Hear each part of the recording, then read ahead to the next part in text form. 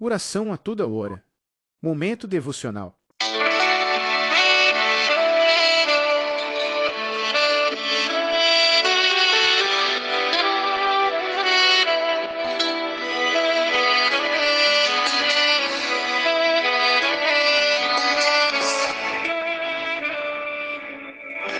Senhor, nosso Deus e nosso Pai que está no céu, nós te adoramos e te glorificamos, em nome de Jesus, por estarmos mais uma vez na sua gloriosa presença.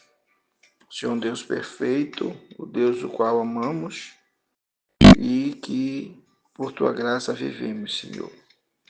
Não somos nada, somos pó e cinza sem o Senhor. O Senhor é o nosso tudo, nossa alegria, nossa fortaleza, nosso socorro bem presente na hora da tribulação.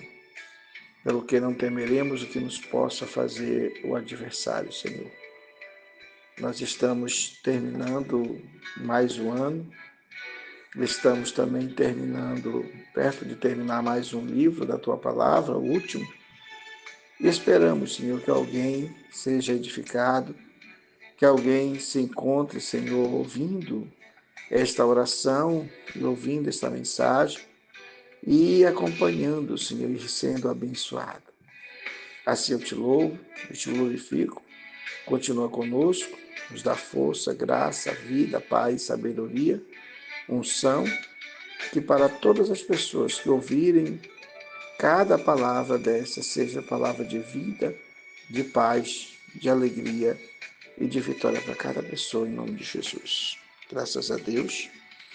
25 ou 23 de 2025, dezembro, né? Estamos terminando. Como Cristo é mencionado no livro de Apocalipse. Hoje, a segunda parte e parte final da diferença do tribunal de Cristo e do juízo do grande trono branco, com um assunto mais adiante, que é os livros que serão abertos para o juízo final. Após o Natal, nós estaremos falando a parte final sobre a igreja, né, sobre a igreja em Apocalipse. E também sobre todas as argumentações e participantes do livro de Apocalipse, todos que apareceram, né, todos que fizeram parte e Deus usou como instrumento, como simbologia no livro de Apocalipse. Muito bem, estamos mais uma vez na presença do Pai, do Filho e do Espírito Santo. Bendito é o Senhor. Nosso versículo de ouro diz assim: os quais mostram a obra da lei escrita em seu coração, testificando juntamente a sua consciência e os seus pensamentos, que quer os acusandos, quer defendendo. Romanos capítulo 2, verso 15. O juízo de Deus não será de qualquer jeito. Deus tem o seu próprio meio de julgar cada pessoa para não cometer injustiça com ela. Por isso, todos os versículos aqui estão relacionados a uma espécie de tipo de livro que Deus estará abrindo para julgar o homem. Agora, nossas verdades inquestionáveis também estão em versículo, que diz assim: no dia em que Deus há de julgar os segredos dos homens por meio de Jesus Cristo segundo o Evangelho. Romanos capítulo 2, verso 16. Mas eu vos digo que toda palavra ociosa que os homens disserem hão de dar conta no dia do juízo. Porque todas as palavras, porque por tuas palavras serás justificado e por tuas palavras serás condenado. Olha que coisa séria, né? Mateus capítulo 12, verso 36 e 37. Mais um, não é muito, pois que os seus ministros se transfigurem em ministros de justiça, o fim dos quais será conforme as suas obras. 2 Coríntios, capítulo 11, versículo 15. Nosso destaque diz assim: porque todos devemos comparecer perante o tribunal de Cristo, para que cada um receba segundo o que tiver feito por meio do corpo, o bem ou o mal. Assim que, sabendo o temor que se deve ao Senhor, persuadimos os homens à fé, mas somos manifestos a Deus, e espero que nas vossas consciências sejamos também manifestos. Aquele que não conheceu o pecado, o fez pecado por nós, para que nele fôssemos feitos justiça de Deus. 2 Coríntios, capítulo 5, versículo 10, 11 e 21. Outros, mas tu, por que julgas o teu irmão? Ou tu também, por que desprezas o teu irmão? Pois todos havemos de comparecer ante o tribunal de Cristo, porque está escrito, pela vida, diz o Senhor, que todo joelho se dobrará diante de mim, e toda língua confessará a Deus. De maneira que cada um de nós dará conta de si mesmo a Deus. Assim que não nos julguemos mais uns aos outros, antes seja o vosso propósito, não por tropeço ou escândalo ao vosso irmão. Romanos capítulo 14, verso 10 a 13. E a nossa leitura que nós já fizemos ontem, mas estaremos complementando hoje. E viu os mortos, grandes e pequenos, que estavam diante de Deus, e abriu-se os livros, abriu-se outro livro, que é o da vida, e os mortos foram julgados pelas coisas que estavam escritas nos livros, segundo as suas obras. Fica evidente que tudo aquilo que falamos, pensamos ou fazemos fica registrado no livro, e não são esses livros que são os critérios para que estiverem perante o juízo do trono branco. Agora sim, o segundo versículo. E deu o mar os mortos que nele havia, e a morte e o inferno os mortos que neles havia, e foram julgados. Cada um segundo as suas obras. E a morte e o inferno foram lançados no lago de fogo. Esta é a segunda morte. E aquele que não foi achado escrito no livro da vida foi lançado no lago de fogo. Apocalipse capítulo 20, verso 12 a 15. Muito bem. O tribunal de Cristo é para os crentes, aqueles que acreditaram em Cristo, em Deus, os cristãos também. Um julgamento que ocorre após o arrebatamento para avaliar as obras, boas ou más, realizadas no corpo físico, não para determinar a salvação, que já é pela fé, porque Jesus já ganhou a salvação para todos, mas para conceder recompensas, coroas ou perdas dela, motivando-os a viverem para Cristo e darem conta de seus talentos. É um evento distinto do juízo do grande trono branco, que é para os crentes. O tribunal de Cristo, para quem é? Exclusivamente para os salvos crentes, aqueles que aceitaram Jesus Cristo. Membros de igreja? Podem até ser, né? Mais importante é que eles estejam crendo, vivendo o Evangelho de Cristo. Qual é o propósito do tribunal? Reavaliar as obras, avaliar como os crentes viveram e serviram a Cristo, usando os recursos dados por Deus. A concessão de recompensa, determinar se receberão prêmios, coroas por suas fidelidades e serviço, ou se haverá perda de recompensa. Qual a motivação para o presente? Incentivar os crentes a viverem para agradar a Deus e ajudar a juntar tesouro no céu. Qual a punição? O pecado dos crentes já foi perdoado em Cristo. Não é um julgamento para a condenação, mas para a avaliação do serviço e recompensa. E o que acontece? As obras serão examinadas, testadas como pelo fogo, para ver se foram feitas para honrar ou não a Cristo. As pessoas, os cristãos prestarão conta de si mesmo diante de Cristo. Diferença do juízo do grande trono branco, tribunal de Cristo, para os crentes, focado em recompensa. E o grande tribunal do trono branco, para os ímpios, não crentes, para a condenação final, baseada em suas obras, como Apocalipse capítulo 20, verso 11 a 15. O juízo do trono branco, Apocalipse 20, verso 11 a 15, e viu um grande trono branco e que estava sentado sobre ele, cuja presença fugiu a terra e os céus, e não se achou lugar para eles.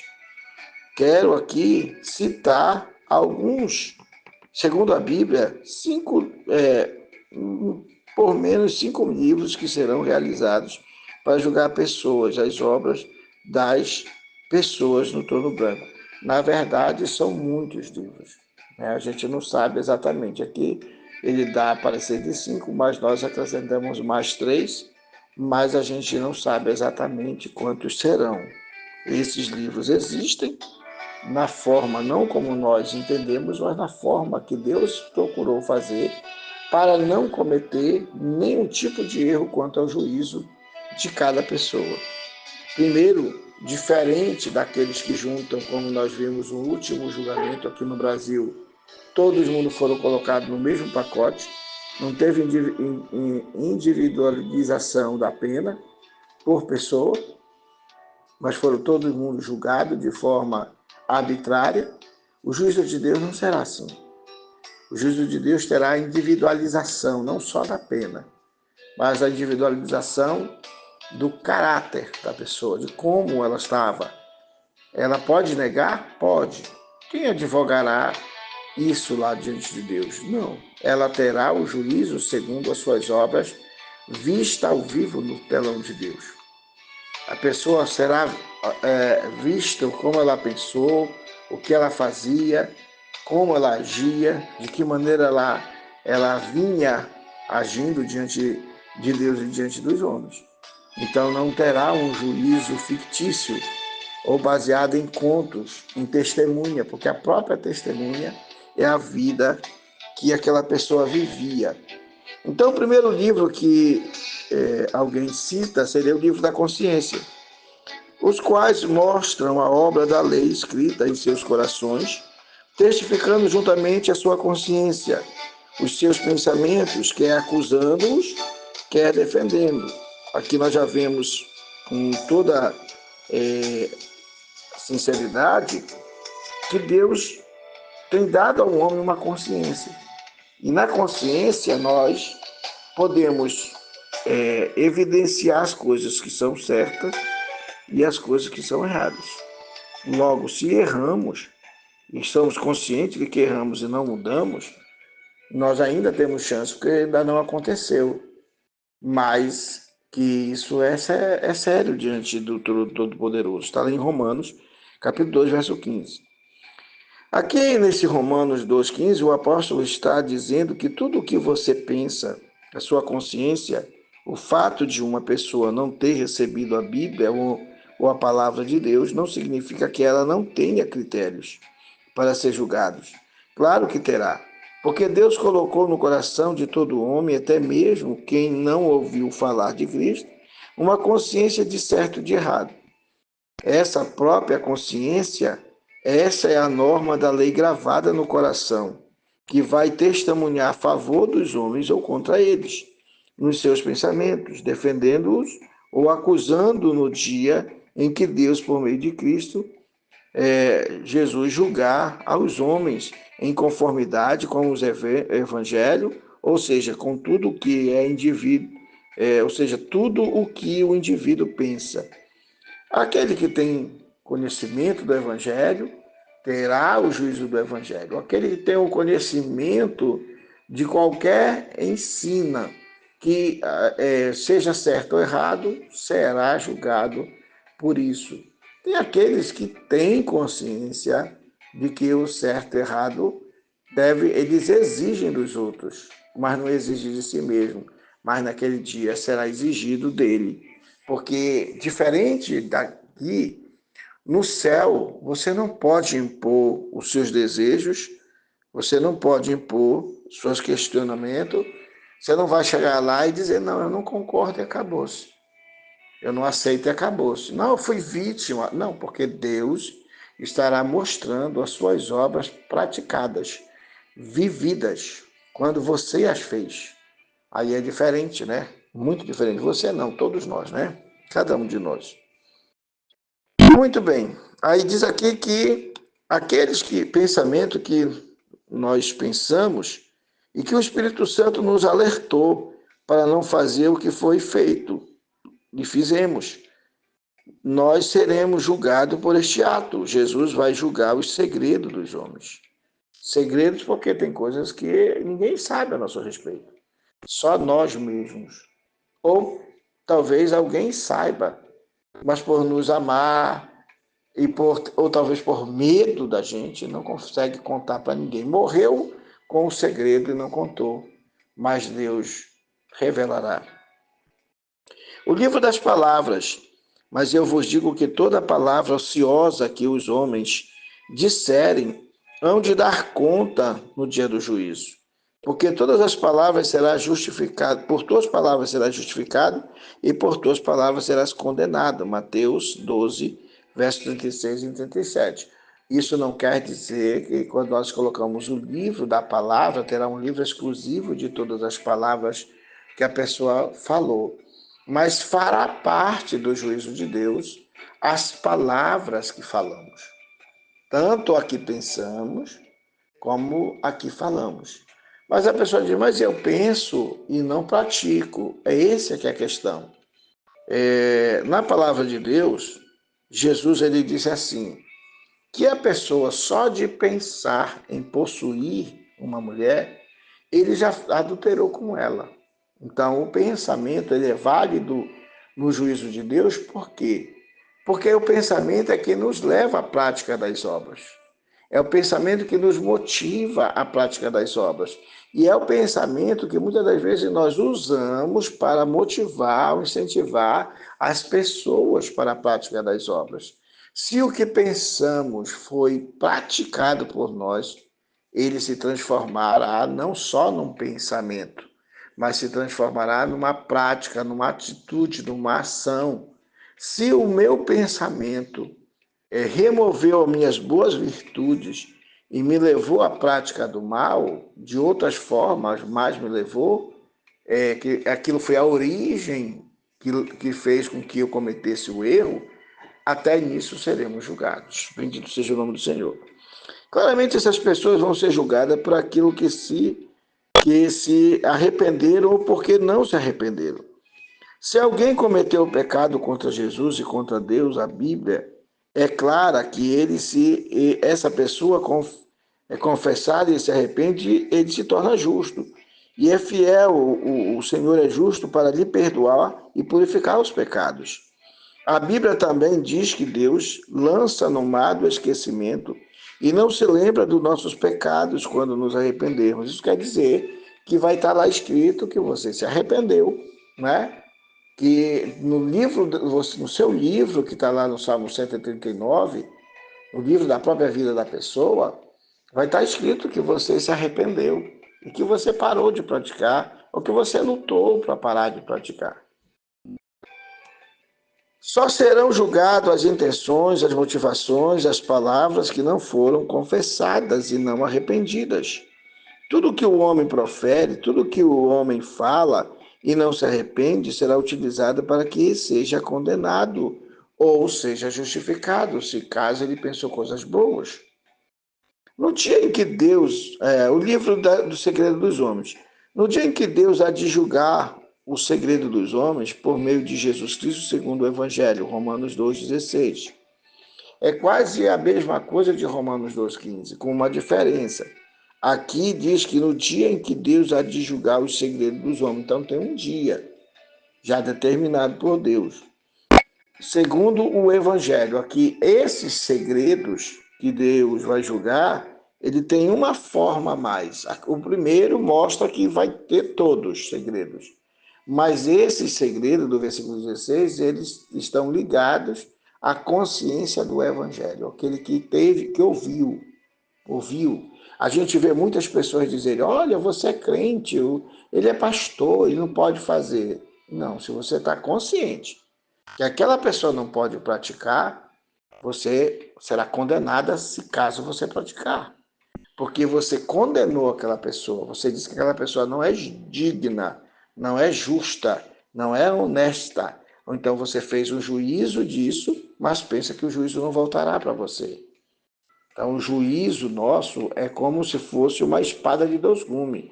Ela corta para frente, mas ela corta para trás também. Não tem saída.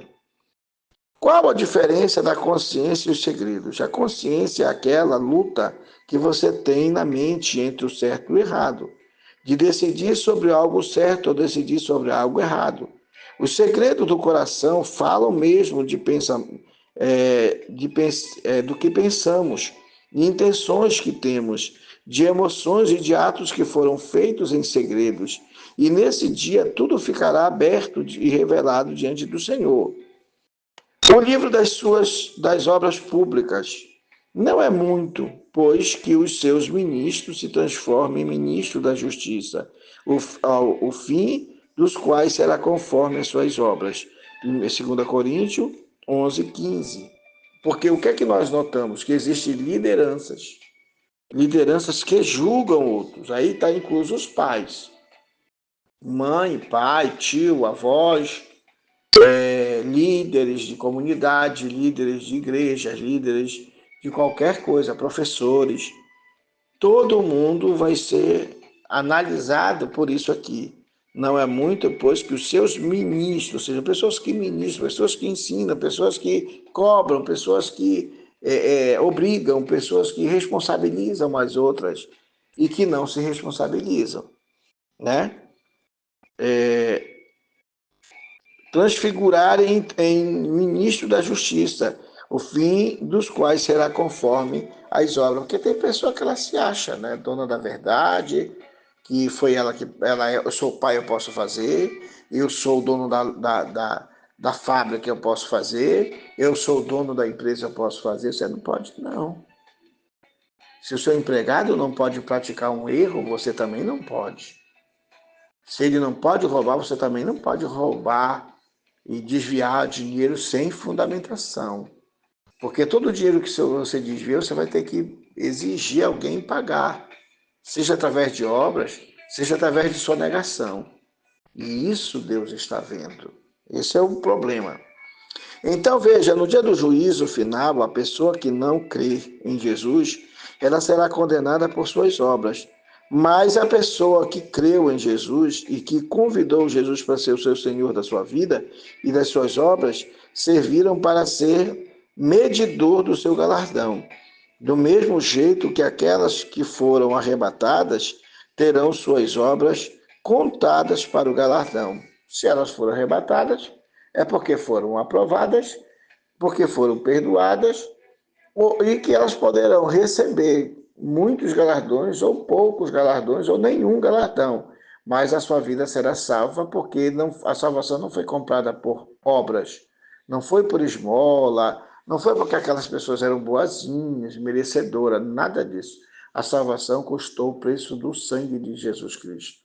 Em um dos nossos textos aqui, quando nós falamos, nós manifestamos que a salvação ela é exclusiva de Deus. Foi Deus quem a pensou e planejou. Foi Deus que a efetuou. E foi Deus, através de Cristo, que teve que sofrer as consequências para nos levar à salvação. Então, a salvação é exclusiva de Deus. Ele é Deus da salvação. E todos devem a Ele e a sua salvação. Aqueles que tomarem posse dela através da fé e da obediência ao seu Filho, seu Evangelho. Ainda que não sejamos salvos pelas obras, nós somos salvos pelas obras de Cristo. Segundo Efésios capítulo 2, verso 8 e 9, diz que pela graça somos salvos, mediante a fé. Isto não vem de nós, é dom de Deus, não das obras para que ninguém se glorie, pois fomos criados em Cristo Jesus para as boas obras. Ou seja, Jesus, através da sua palavra, vai trabalhando a vida da pessoa e ela passa a praticar coisas melhores. Ela antes praticava coisas erradas, Mas agora, com o Evangelho, com o ensinamento, com a palavra, com o Espírito Santo, a pessoa vai mudando a prática e os erros dela. As nossas obras estarão escritas diante de Deus, então tudo o que você ou eu fizer para Deus ou para os outros, para os seus pequeninos, ainda que seja um copo de água, talvez os homens não valorizem, mas Deus reconhece e valorizará e recompensará. O livro da lei, este livro é exclusivo para os israelitas, registra o cumprimento da violação da lei de Deus. Eles receberam a lei e eles precisam respeitar a lei, a não ser aqueles que deixaram a lei por Jesus. Aí eles fizeram uma coisa certa, porque Jesus é o fim da lei. Jesus é o Senhor do sábado. Jesus substituiu os sacrifícios quando ele se entregou por nós e sacrificou-se. Na cruz do Calvário foi condenado por nossos pecados. Aí sim, aí tem solução. Mas quando a lei foi quebrada, não porque quiseram servir a Jesus, mas porque queriam fazer um arremedo, como fizeram no tempo de Jesus, as tradições, sofrerão as consequências. Porque pessoas que inventaram uma tradição para que nessa tradição essas pessoas pudessem fazer o que queriam sem pagar nada, sem que ser cobradas, como, eu sou prefeito, eu sou governador, eu tenho a caneta na mão, eu sou juiz, a minha decisão é que vale. Não. Você pode até decidir, mas no dia do juízo você será condenado pelo mesmo juízo que você implantou para os outros. Você era o sabichão, você era o poderoso, lá você é nada. Você é pó e cinza. Você estará lá transformado, mas da sua vida mortal para imortal, e não será corruptível, você não será destruído. Mas as dores, todas as dores, que a Bíblia diz, com o corpo de sua morte. As pessoas que serão ressurretas para o juízo, elas serão ressurretas com o corpo da sua morte. Alguns argumentam que esse corpo da morte, quer dizer, se foi acidentado, se foi esfaqueado, se receberam balas, né? Elas levantarão no juízo com os problemas e sofrerão dores, elas sofrerão muita coisa ruim. Você vê que o homem que a palavra de Deus mostra, do rico e Lázaro, as escrituras dizem que aquele homem diz assim, manda que Lázaro bote a sua mão na água e pingue um pouco na minha boca. E será que o senhor não vê que eu estou aqui em tormento? Ou seja, Jesus falou, o bicho nunca morre, né? E o fogo nunca apaga. Imagina sentir o poder do fogo, sentir o poder dos bichos, daqueles bichos que dão nas perebas, nas feridas, talvez piores do que aquele. As dores, quantas pessoas magoaram, ofenderam, machucaram, destruíram a vida dos outros, se acharam que tinha razão de fazer o que queriam porque fizeram alguma coisa para elas. Não se justifique. Os erros dos outros não lhe dão direito a errar. Não, não, não. Você tem que viver à luz da verdade, porque do contrário você sofrerá o dano da segunda morte. Então tem o livro do Evangelho. Este livro será para todos os que ouviram ou viveram o Evangelho e fracassaram. Contém também o registro da mensagem do Evangelho e o cumprimento do Evangelho na vida daqueles que creram no Evangelho e venceram, foram vencedores. O livro da natureza. Este livro é justamente para aqueles que viveram da natureza e dela sobreviveram, mas resolveram fazer nela destruição. Reflete o registro da criação e a responsabilização humana perante aquilo que Deus criou. E aí leva muita gente, né? Muita gente sofrerá o dano. O oitavo são os outros livros. Os outros livros que a gente não sabe quais, mas Deus deve saber. Deus tem como falar, quer dizer, outros livros, né? Alguns textos mencionam livros adicionais, como o livro da redenção, o livro das lágrimas, o livro do pecado, entre outros que detalham aspecto específico da vida humana. Assim como os livros, na verdade, pode ser um só, né?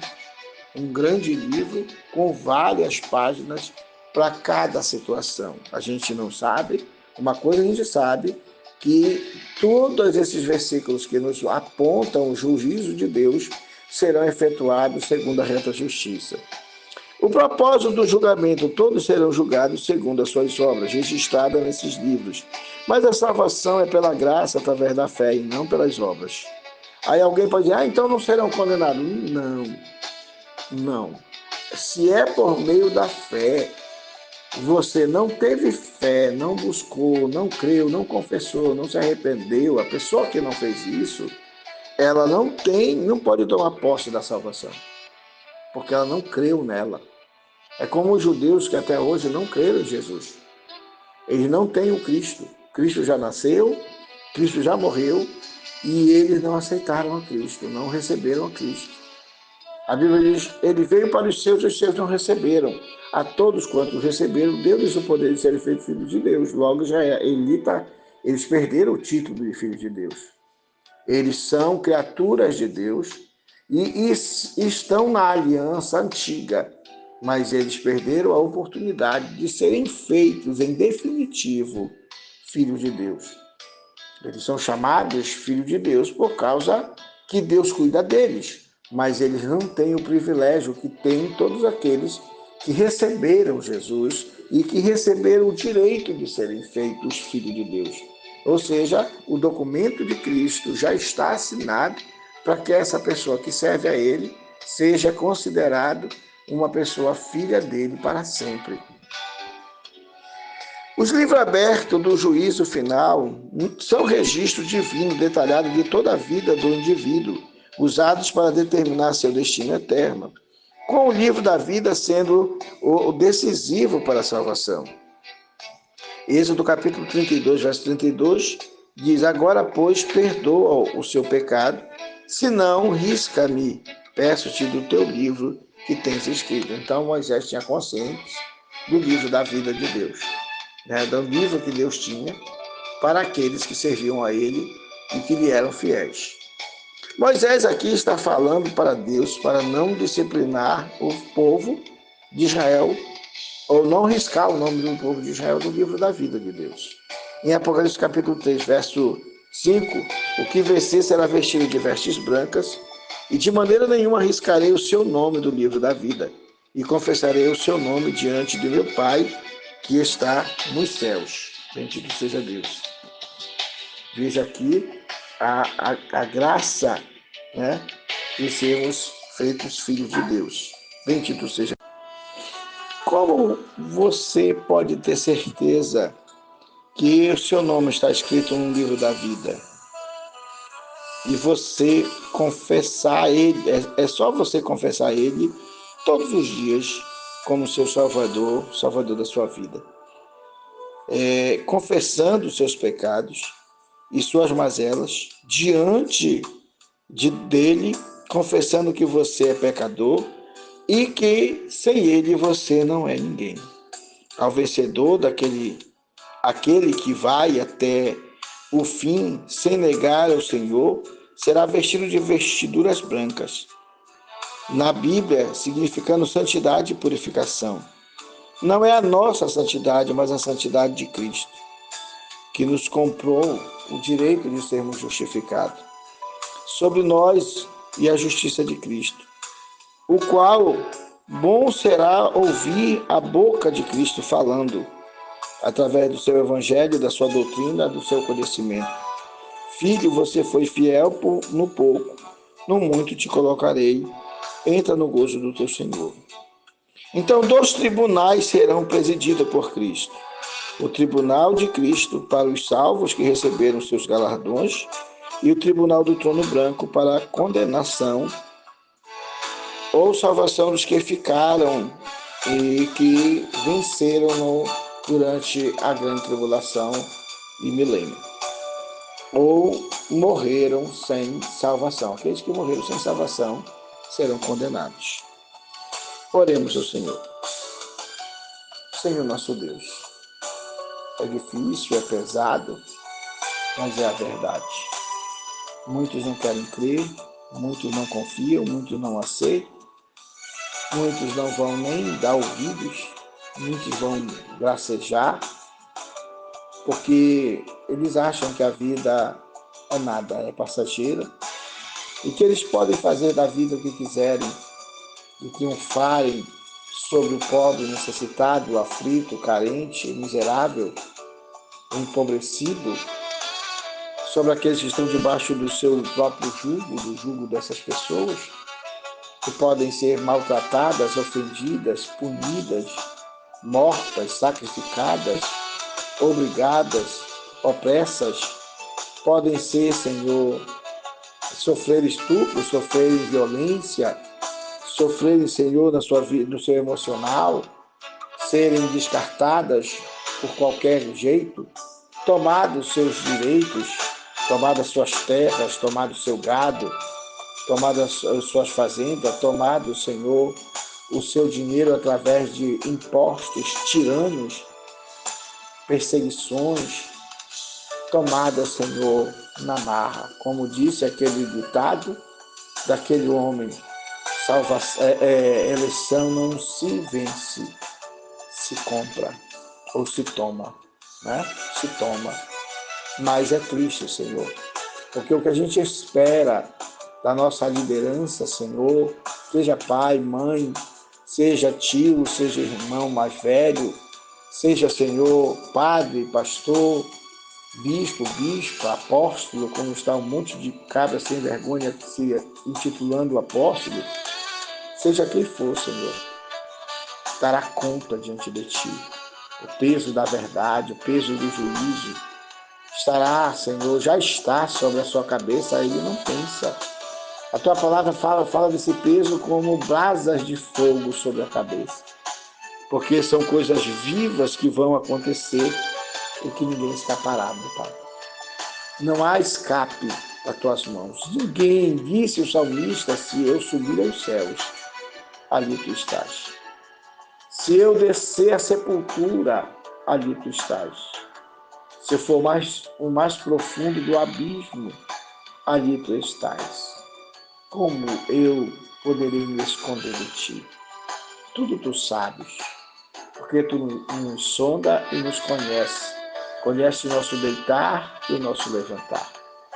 Então Deus não tem saída para aqueles que se acovardam, que são covardes, que são presunçosos, que são orgulhosos, que são pilantras, meu Pai, que são maldizentes, que são mentirosos, que usam da falsa narrativa para se manter no poder, que são desunidos, que são mentirosos e profanos, que têm a boca suja, o coração, Senhor, indecente e a atitude profana, Senhor, violenta.